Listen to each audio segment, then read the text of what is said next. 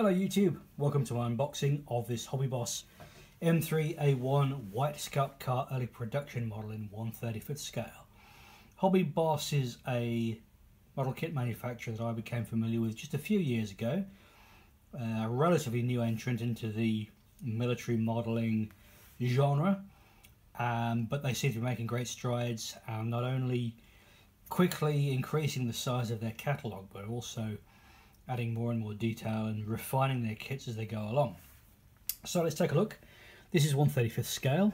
It is a M3A1 Scout car, and you can see on the front of the box is an illustration showing presumably what's intended to be this Allied vehicle in its intended environment in Western Europe in World War II. On the side of the box there are a couple of illustrations showing different paint schemes for this vehicle.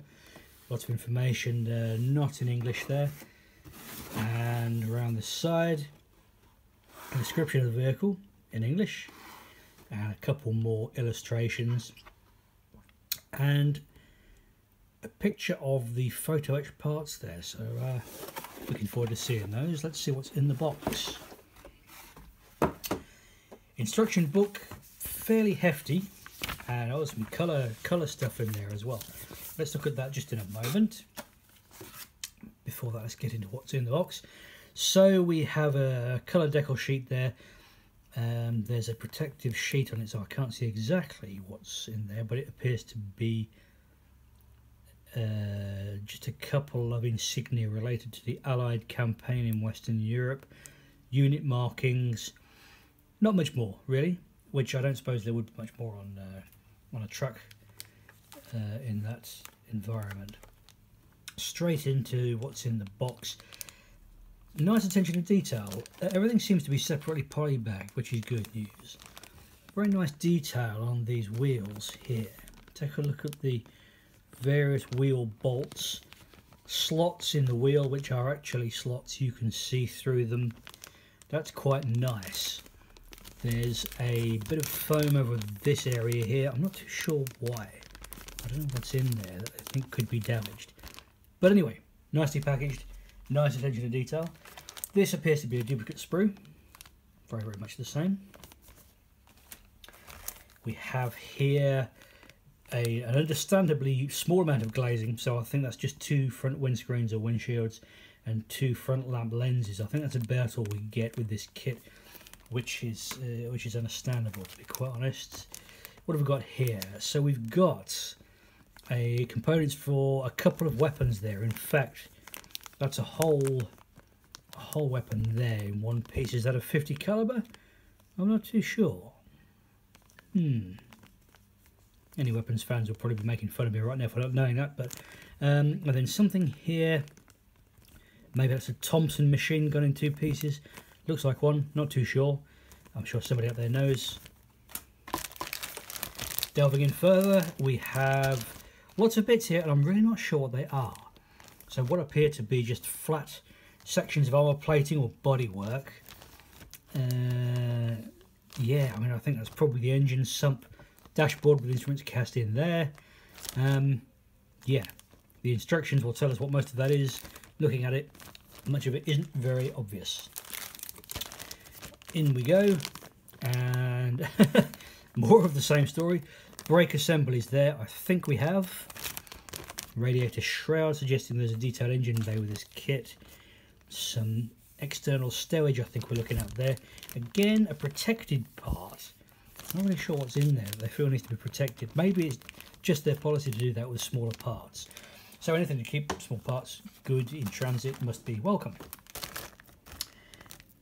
Yet more, so we've got leaf springs here, different sorts of leaf springs, I guess front leaf springs, rear leaf springs. I think these are meshes for the front lamps, for the headlamps. I think maybe some transmission parts in there as well by the looks of it.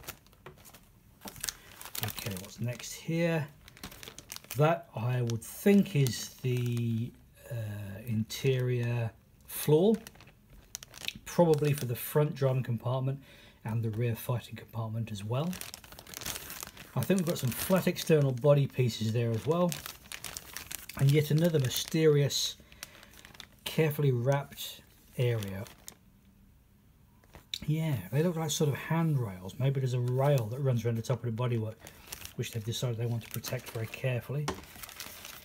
And the final major bag, which has, okay, this appears to be a one-piece chassis or frame with the running boards and front wings or fenders attached there. That's a recognisable body side, more bits of armour there, I think. Another body side here, just visible, and again something else which they've decided to wrap in foam to protect it, or maybe those foam wrappers are just to stop the poly bags getting too compressed, who knows. And then we have this fret of photo etched parts which appear to be an engine fan, and I'm not too sure what else, perhaps some sort of shutters for the observation slits or windows on the vehicle. Not too sure about that. Perhaps the instructions will reveal all. So let's take a look at those.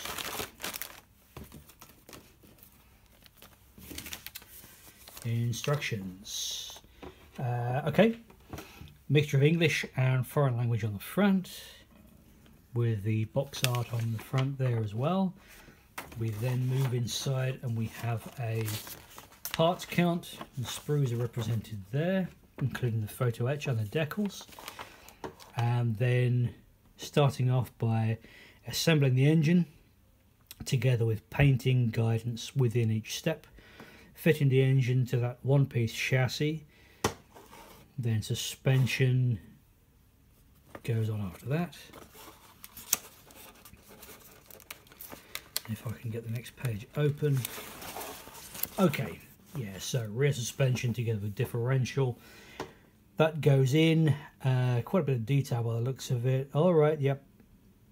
Okay, so we've got a system where rear drive is from a sort of center differential, I think. Not sure about that. That appears to go to a center differential. And then there's also drive going forward up here. Oh, okay.